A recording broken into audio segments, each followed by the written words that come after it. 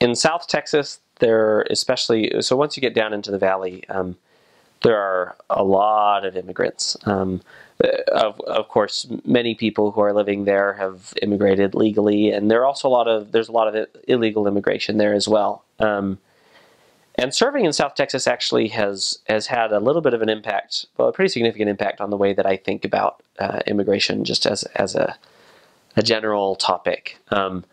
I'm a pretty law-abiding person, so generally I feel like, well, if there's a law, then people should be respecting it, and that's basically where my stance is. But as I went down there and served among these people, I realized my views changed a little bit on the subject, and the reason is this: as I look at these people. Previously, I had supposed, well, these are people who just I didn't actually have much of a supposition about it. I haven't thought too much about it, but I generally think of, well, you should obey the laws of the land. But a lot of these people who are there actually, even illegally, first of all, I've taught many immigrants who didn't have legal permits to be in the U.S. or to work there or anything, and they, as a group, they're hardworking, good people. I've actually done research on it since, and it turns out that the crime rate is much lower among illegal immigrants than it is among legal residents of the U.S. In part, well, there's a few reasons for that, but actually more significant to me is that crossing a country line illegally, well, I mean, it's illegal, of course. It's a misdemeanor, kind of like, I don't know. But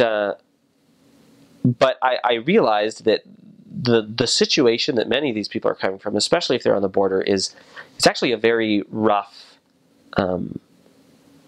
situation in northern Mexico at this point. There's a lot of drug cartels down there, and there's a lot of things happening, and there's a lot of violence. And the result is that many of these people who have come to the U.S., in the situation that they're coming from, the law is irrelevant isn't quite the word, but the law doesn't work as well down there. And there's a lot of illegal things happening.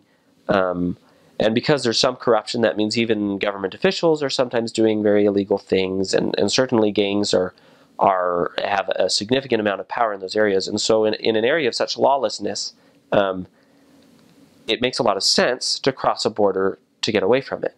And while that seems like an illegal, in some ways we think of that as, oh, well, this is illegal, they're crossing, but actually many of these people are refugees in some ways, where they're escaping a very bad, violent situation and trying to find not only a better economic opportunity, but actually an area where they're much safer.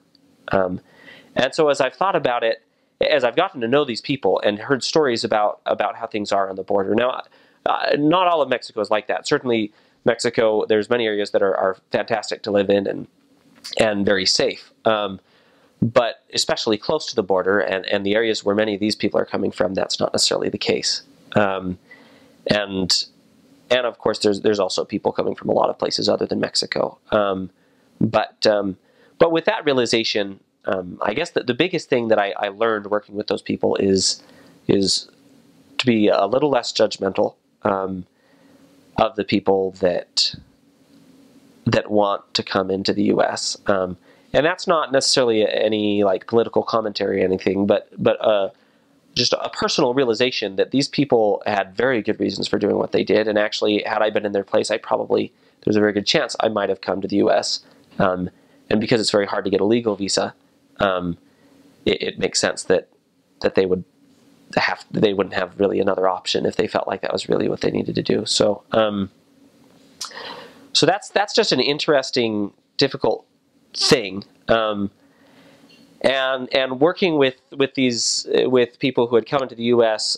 Without documentation, as a mission, we didn't really discuss it too much, but we did basically operate with the understanding that it wasn't necessarily our place to judge why these people are here.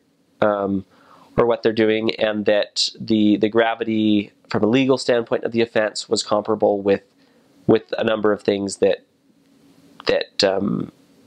we do even as members of the church, like speeding or other things that are also misdemeanors. And that's not to make any sort of strong commentary again about that political issue, but from an ecclesiastical standpoint, we don't.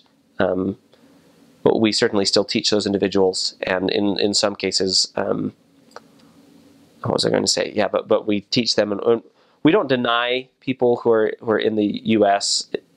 Without documentation the opportunity to learn about the gospel. And so some of the people who I taught, who were some of the strongest people who we taught, didn't have papers. There was one brother who had come from. In his case, he did come from Mexico. We did teach one person from Honduras. It was fun as well. But he was a musician. He earned a living by playing his guitar, and then he also made donuts, and he would go door to door and sell them. And he was good friends with the ward mission leader, and so we began to teach him. Great guy, super enthusiastic. He was just, from the get-go, he was really excited about the gospel. And he became baptized, and immediately after became ward choir director. And I think they had him in the elders quorum presidency as well, like a month after baptism. And then about a month after that, he got deported. And that's something that you see as you're down near the border, that some of the people, there's a lot of challenges and a lot of fear, of course, that are associated with being in the U.S. without having that documentation.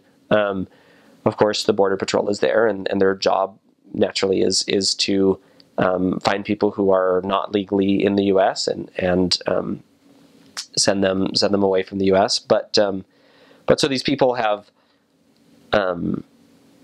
There's a lot of struggles. One, of course, they can't get the kind of work that someone with the work authorization could, and so as a result, they tend to take lower paying jobs, and they have to work very hard at them, and they often work 18 or more hours. They'll work a lot, or at least 12 to 14 hours a day.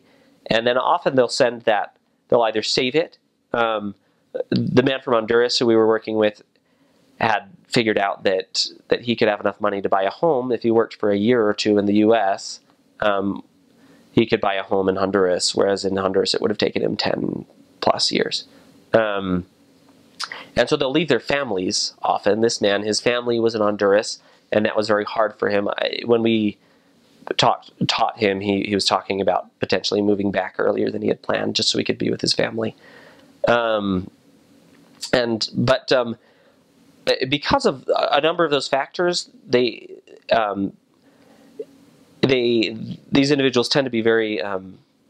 They don't have a lot of money, but they're still very sharing, and individuals who had immigrated illegally would share their food with us, and we knew they didn't have very much, but they were very open and free with everything that they had, and generally kind individuals, and so it was interesting seeing my beliefs and my way of seeing things coming into the mission kind of being challenged by the reality that I ran up against as I met these people and I worked with them.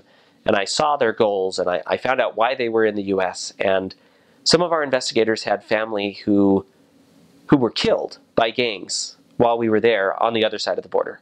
There was a family that we baptized in Laredo, that they had a cousin on the other side of the border who was killed very violently because he was in the wrong place at the wrong time by one of the gangs there. And so you think about that kind of situation, and anyway, that just kind of changed for me, at least, the way that I viewed that situation. So